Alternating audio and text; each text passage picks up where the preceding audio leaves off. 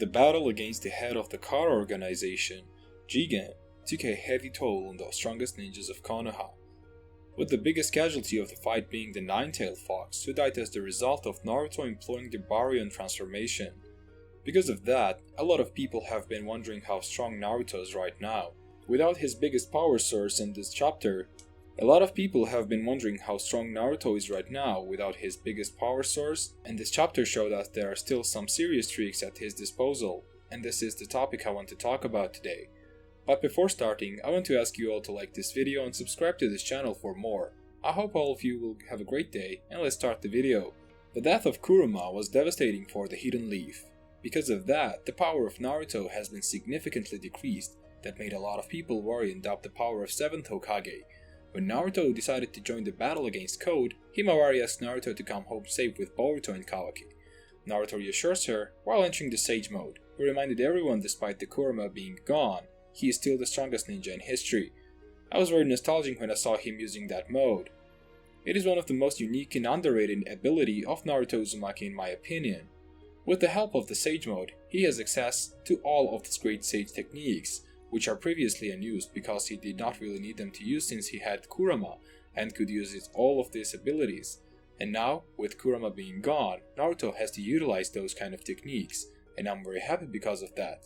Kurama was one of the strongest and best characters in Naruto series, but after Naruto mastered his chakra, he no longer used different kind of abilities, and them mostly using Shadow Claw techniques and Rasengan, which was very repetitive, and now I'm very happy that he is forced to use different abilities beside of those. Sage mode is a huge boost. It gives Naruto super strength as well as recovery and healing powers. But probably the coolest power of Sage mode is Frog Kata, which is a fighting style used exclusively by those who have mastered Sage mode and trained with Toads and Mount Myoboku. The Senjutsu chakra used during Sage mode activates the body in various ways, enhancing either speed, reflexes, strength, stamina and durability. This allows a sage to achieve incredible feats, which include leaping great distances, shattering sharp materials with their bare hands, as well as lifting massive objects.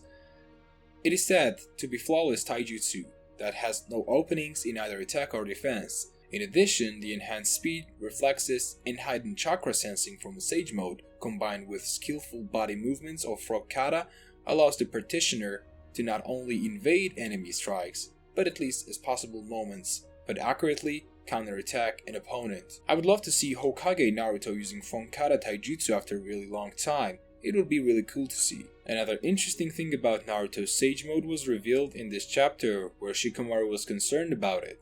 He thought that Naruto could not sustain that mode for as long as he used to. Naruto tells him to not worry about this and says that in fact he can use it a lot longer than in the past, and he says that it was due to the wisdom of the sage. It seems as time went and Naruto became wiser, his Sage mode became stronger and longer, which makes sense since that mode literally means wise mode. Also before departing, Naruto left his two shadow clones who were gathering natural energy, which is a very smart thing to do. If this Sage mode accidentally ran out, he can easily regain it with the help of the shadow clones.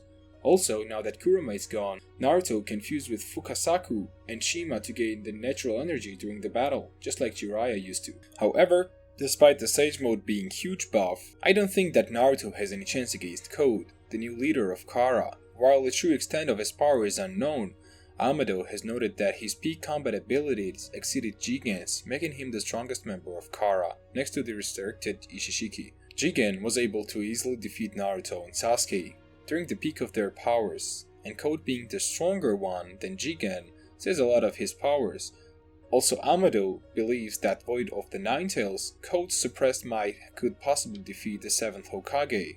As we can see, Naruto has literally no chance against Code, and that's why Shikamaru goes with him. He further justifies it with Sasuke still being away tracking Code, and Sai being busy guarding Amado. Naruto tells Ino to tell other ninjas as well, which means Naruto won't fight Code alone. I think Sasuke will join Shikamaru and Naruto since he is always tracking Code, as well as Sakura, who was one of the main characters from the original series, but got no spotlight in Boruto after Naruto Gaiden arc. A lot of people downplay Sakura, but she is one of the strongest ninja in history. She has done amazing things in her novels, where she deflected Pseudo-Tail Beast bomb and regained entire army, which was destroyed. I hope Konohamaru will also join them and do something in this battle. he literally got no spotlight in Boruto manga and seems to be very wasted potential right now. I also hope that Rock Lee joins them too, because the only battle where he was fighting seriously was against Ishishiki, where he got defeated with no difficulty. I hope he will open at least 7th gate and he joins the battle. Besides that, it's really cool to see Konoha 11 back in action. Also, with Kurama being gone, it seems Naruto has realized that he can no longer fight like he used to. He's realized his limits now, and he has to use his full capabilities to revival strong enemies like Code. The biggest power right now that Naruto most likely owns is of course the Wood Release, which is in my opinion the strongest KK Genkai, maybe besides Rinnegan. We have seen several users of these KK Genkai like Madara, Danzo, Yamato, Obito and Hashirama, but the first Hokage was the only one who has naturally possessed this power. Everyone besides him got the access to Wood Release with transplanting Hashirama's DNA into their own bodies, and we all know that Naruto lost his arm after the 4th Shinobi World War, but it is later replaced with a fully maneuverable prosthetic arm made of Hashirama Senju cells, wrapped completely in bandages. This means the cells of the first Hokage got mixed into Naruto's body, which means Naruto should be able to use the Wood Release just like every other user besides Hashirama. Plus, we know that one of the biggest disadvantages of transferring first Hokage's DNA into other people is that it's very uncontrollable power. Orochimaru exhumed Hashirama's body for his own experiments, where he infused 60 child test subjects with cells harvested from the remains of the hopes of the one would prove able to be used the Wood Release. Only Yamato survived the process. However, this should not be a problem for Naruto, since he possesses probably one of the strongest physical body in the series. I also wonder if this is possible to combine two different kind of Sage modes with each other.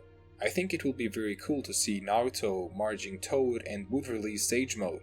That would boost his attacking and defending powers even more regular Sage mode would do. However, I think even after combining two Sages modes, I think Naruto would still be unable to revile Code, who seems to be the strongest character right now in the series. I really wonder how things will go and how Naruto and his comrades will deal with Code. Anyways, I guess this is all for today. What do you think about Naruto's new Sage mode? Can he revile Code? Let me know in the comments, like this video and subscribe to the channel for more. I hope you enjoyed this video and have a great day. Lucas Ideal is out. Bye.